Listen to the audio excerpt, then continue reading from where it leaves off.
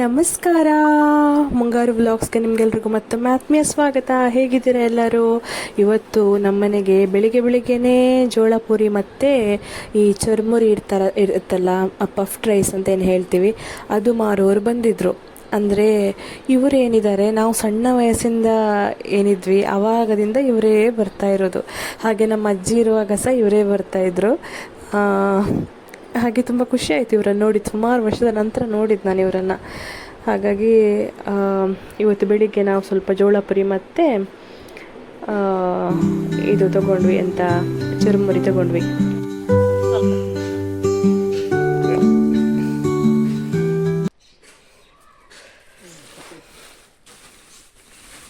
ಇವರೇನು ಗೊತ್ತಾ, ನಡ್ಕೊಂಡೇ ಬರೋದಾಯ್ತಾ.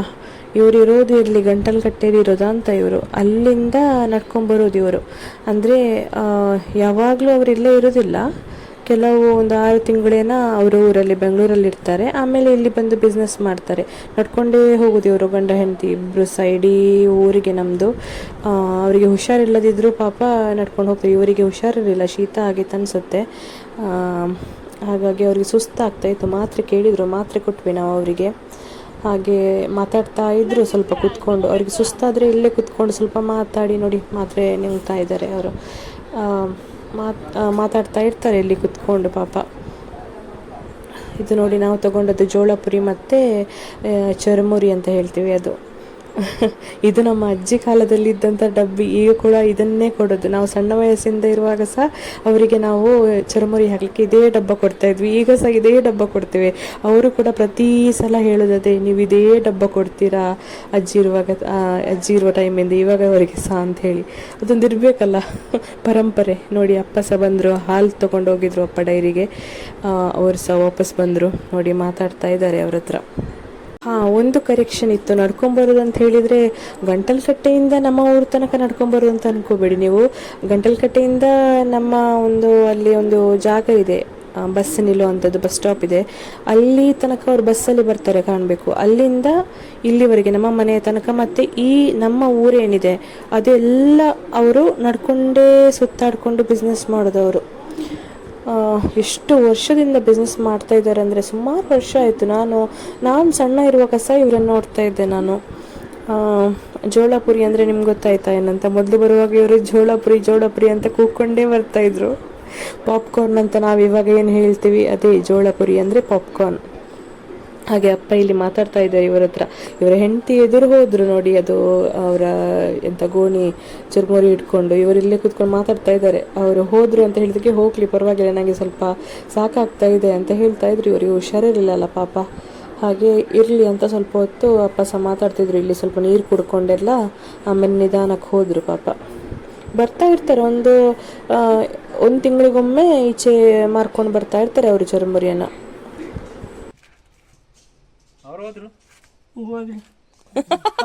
ಆಗಿದೆನೋ.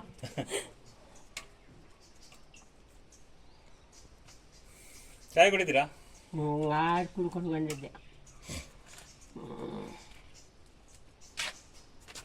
ನಮ್ಮ ಡಬ್ಬ ಏನಿದೆ, ನಮ್ಮ ಅಜ್ಜಿ ಕಾಲದ ಡಬ್ಬ ಏನಿದೆ ಅಲ್ವಾ, ಅದರಲ್ಲಿ ನಾವು ಸಣ್ಣ ಇರುವಾಗದಿಂದ ಅದರಲ್ಲಿ ಒಂದು ಖಾಲಿ ಆಗಲಿಕ್ಕಿಲ್ಲ. ನಾವು ಶಾಲೆಯಿಂದ ಬರುವಾಗ ಎಲ್ಲ ಅದು ನಮ್ಮ ಅಜ್ಜಿ ತಂದ ಒಂದು ಡಬ್ಬ. ಅದು ಇವಾಗ ಸಹ ಇದೆ ಆಯಿತಾ. ಇವರು ಹೊರಟು ನೋಡಿ, ಆ ಒಂದು ಡಬ್ಬದಲ್ಲಿ 3 ಸೇರು ಏನಿದೆ, ಸೇರಲ್ಲೇ ಕೊಡ್ದು ಇವರು. ಆ 3 ಸೇರು ಚುರುಮುರಿ ಫುಲ್ ಆಗ್ತಾಯಿತ್ತು. ಸೊ ನಮಗೆ ಶಾಲೆಯಿಂದ ವಾಪಸ್ ಬರುವಾಗೆಲ್ಲ ಅಜ್ಜಿ ಏನೋ ಎಲ್ಲ ಮಾಡಿಕೊಡ್ತಾ ಇದ್ರದ್ದು, ಉಪ್ಪು ಕರಿ ಏನೋ ಮಾಡ್ತಾಯಿದ್ರು ಅಜ್ಜಿ. ಸೊ ಅದೇ ನೋಡಿ, ಈಗ ಪ್ರಮೀಳ ಆಂಟಿ ತಿಂತಾ ಇದ್ದಾರೆ ಪಾಪ್ಕಾರ್ನ್. ಸಿಗುತ್ತೆ ಆಂಟಿ, ಪ್ರಮೀಳ ಆಂಟಿ ಎಲ್ಲ ಪಾಪ್ಕಾರ್ನ್ ತಿಂತೀವಿ. ಜೋಳ ಪುರಿ ಎಲ್ಲಿದೆ ಪುರಿ? ಕಾಣೋದಿಲ್ಲ. ಜೋಳ ಪುರಿ ಈಗ ನಿಂಗೆ ಇಲ್ಲಿ ಕೆಳಗೆ ಬಿತ್ತ. ಬಾ ಬಾ, ಇಲ್ಲಿ ಕೆಳಗೆ ಖಾರ. ಸಾಲ್ಟ್ ಎಲ್ಲ ಸರಿ ಇದೆ. ಬಾ ಇಲ್ಲಿ. ಉಪ್ಪಾದ್ರೆ ಇದು 1 ಪ್ಯಾಕೆಟ್ ಜೋಳ ಪುರಿ ಅವರು ಎಕ್ಸ್ಟ್ರಾ ಕೊಟ್ಟು ಫ್ರೀಯಾಗಿ ಭಾರಿ ಖುಷಿಯಾಗಿದೆ ಇವರಿಗೆಲ್ಲರಿಗೆ ಆಯ್ತಾ. ಅವರು ಹೋದ ಮೇಲೆ ಸಹ 1 ಗಂಟೆ ಇವರು ಇಲ್ಲಿಂದ ಎದ್ದೇಳಿಲ್ಲ, ನನ್ನನ್ನು ಕೂಡ ಸೇರಿ.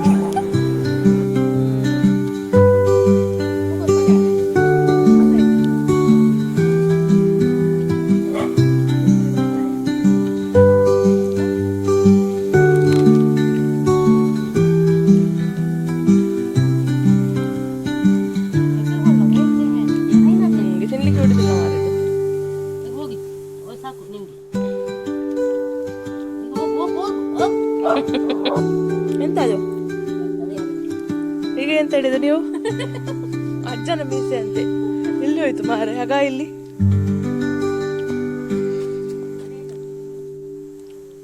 ಅಜ್ಜನ ಮೀಸೆ ನೋಡಿದ್ದೀರಾ? ಜೋಳಪುರಿಯವರು ಬಂದಿದ್ರಲ್ಲ, ಅವರು ಈ ಒಂದು ಅಕ್ಕ ನಮಗೆ ಮಾತಾಡಲಿಕ್ಕೆ ಸಿಗೋದಿಲ್ಲ ಅಂತ ಹೇಳ್ತಿದ್ರು ಅಮ್ಮನಿಗೆ. ಅಮ್ಮ ಟೈಮಲ್ಲಿ ತೋಟದಲ್ಲಿದ್ದರು ಅಂತ ಕಾಣುತ್ತೆ. ಹಾಗೆ ಅದೇ ನಾನು ಅಮ್ಮನ ಹತ್ರ ಹೇಳ್ತಾ ಇದ್ದೆ. ಹಾಗೆ ನಾನು ಮತ್ತು ಅಮ್ಮ ಮಾತಾಡ್ತಾ ಇದ್ವಿ. ಅಮ್ಮ ಇಲ್ಲಿ ಅವರು ನೆಟ್ಟ ಬೆಂಡೆಕಾಯಿ ಮತ್ತು ಹರಿವೆ ಸೊಪ್ಪೇನಿದೆ ಅದಕ್ಕೆ ನೀರು ಹಾಕ್ತಾಯಿದ್ರು. ನೋಡಿ ಇಷ್ಟು ಬೆಳೆದಿದೆ ಹರಿವೆ ಮತ್ತು ಬೆಂಡೆಕಾಯಿ. ಆಗ ಬಂದರು, ಮಹಿಳಾ ಮಂಡಳಿಗೆ ಜಾಯಿನ್ ಆಗಲಿಕ್ಕೆ ಬಂದರು ಅಧ್ಯಕ್ಷರೆಲ್ಲ ಕೂತ್ಕೊಂಡಿದ್ದಾರೆ. ಅಧ್ಯಕ್ಷ ಕಾರ್ಯದರ್ಶಿ, ಇವರು ಅಧ್ಯಕ್ಷರು, ಇವರು ಕಾರ್ಯದರ್ಶಿ, ಇವರು ಸದಸ್ಯರ ಹಣಕಾಸು ಮಂತ್ರಿ. ಎಲ್ಲಿದೆ ಚಿಲ್ಲರೆ ಗುಡಿ? ನಾವೊಂದು ಪಾರ್ಟಿ ಮಾಡುವ ಈಗ. ಪಾರ್ಟಿಯಾ? ನಾಳೆ ಬೆಳಿಗ್ಗೆ ಎತ್ತಲಿಗೆ ಉಂಟು. ಐಸ್ ಕ್ರೀಮ್ ಪಾರ್ಟಿ ಮಾಡೋಣ. ಮಾಡೋಣ ಐಸ್ ಕ್ರೀಮ್ ಪಾರ್ಟಿ. ಅಲ್ಲಿ ಆಯ್ತು ಹೇಳ್ತಾರೆ, ಇಲ್ಲಿ ಬೇಡ ಹೇಳ್ತಾರೆ. ಒಮ್ಮೆ ಆಯ್ತು, ಒಮ್ಮೆ ಬೇಡ. ನಾವೆಂತ ಮಾಡುದು? ಮಿಡ್ಲಲ್ಲಿ ಕುತ್ಕೊಂಡು ಅಧ್ಯಕ್ಷರ ಪ್ರಯೋಜನ ಇಲ್ಲವಾ? ಸುಮ್ಮನೆ ಕುತ್ಕೊಳ್ಳೋದು ಬಾಯಿ ಮುಚ್ಚಿ. ಅಧ್ಯಕ್ಷರ ಪ್ರಯೋಜನ ಇಲ್ಲ. ಮಾತಾಡುದು ಕಾರ್ಯದರ್ಶಿ ಮತ್ತೆ ಒಂದು ಇದು ಖಜಾಂಚಿ. ಇದು ಸಿಂಹಾಸನಲ್ಲಿ ಕುತ್ಕೊಳ್ಳೋದು ಮಾತ್ರ. ಅಧ್ಯಕ್ಷರು ಈಗ ಮೀಟಿಂಗ್ ಕಂಟಿನ್ಯೂ ಆಗ್ತದೆ ಅಲ್ಲಿವರೆಗೆ.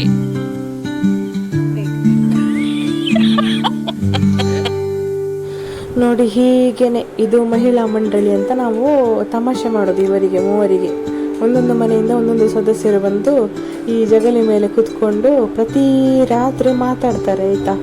ಅವರ ಸುಖ ದುಃಖ ಕಷ್ಟ ನೋವು ಎಂಥ ನಲಿವು ಎಲ್ಲದನ್ನು ಹಂಚಿಕೊಳ್ತಾರಂತೆ ಇಲ್ಲಿ. ಹಾಗೆ ಎಲ್ಲ ಹೇಳ್ತಿದ್ರು. ಎಲ್ಲ ವಿಷಯ ಹೇಳಲಿಕ್ಕಾಗೋದಿಲ್ಲ ಅಂತೆ, ಕೆಲವು ಹೇಳ್ತಿದ್ರು. ಹಾಗೆ ನಿಮಗೆ ಕೂಡ ಒಂದು ಮೊನ್ನೆಯಿಂದ ಮಹಿಳಾ ಮಂಡಳಿ ಹೇಳ್ತಾ ಇದ್ದೇನೆ, ಅಂದರೆ ಎಂತ ಅಂತ ಹೇಳಿ ನಿಮಗೆ ಗೊತ್ತಿರಲಿಲ್ಲ. ಅದಕ್ಕೆ ಇವತ್ತು ನಾನು ಮಹಿಳಾ ಮಂಡಳಿಯನ್ನು ನಿಮ್ಮ ಮುಂದೆ ಕರ್ಕೊಂಬಂದದ್ದು. ನೋಡಿ ಇವರೇ ಮೂವರು, ಮಿಡಲಲ್ಲಿ ಇದ್ದವರು ಅಧ್ಯಕ್ಷರು, ಮತ್ತು ಈಚೆ ಸೈಡಲ್ಲಿ ಇವರು ಕಾರ್ಯದರ್ಶಿ, ಮತ್ತು ಈಚೆ ಪ್ರಮೀಳಾ ಆಂಟಿ ಕೂತ್ಕೊಂಡಿದ್ದಾರೆ ನೋಡಿ ಅಲ್ಲಿ, ಅವರು ಹಣಕಾಸು ಮಂತ್ರಿ. ಹೀಗೆ ನಾವು ಡಿವೈಡ್ ಮಾಡಿದ್ದೇವೆ. ಬರುವ ವರ್ಷ ಚೇಂಜ್ ಮಾಡುವ ಅಪ್ಪಣೆ ಸಿಕ್ಕಿದ್ರೆ. ಹಾಗೆ ನೋಡಿ ಇದೇ ನಮ್ಮ ಮಹಿಳಾ ಮಂಡಳಿ.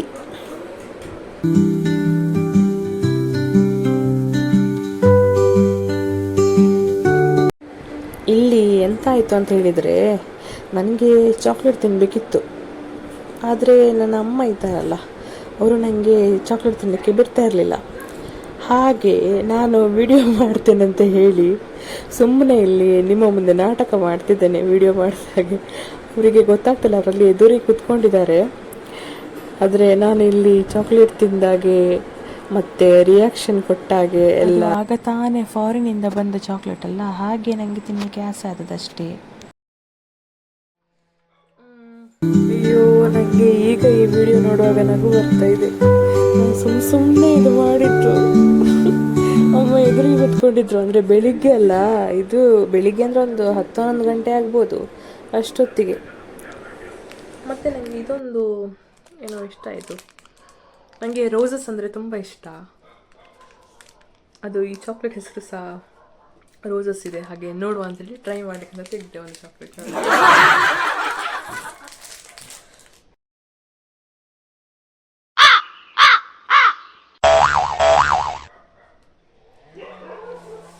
ತುಂಬ ಚೆನ್ನಾಗಿದೆ, ಇದು ತುಂಬ ಇಷ್ಟ ಆಯಿತು.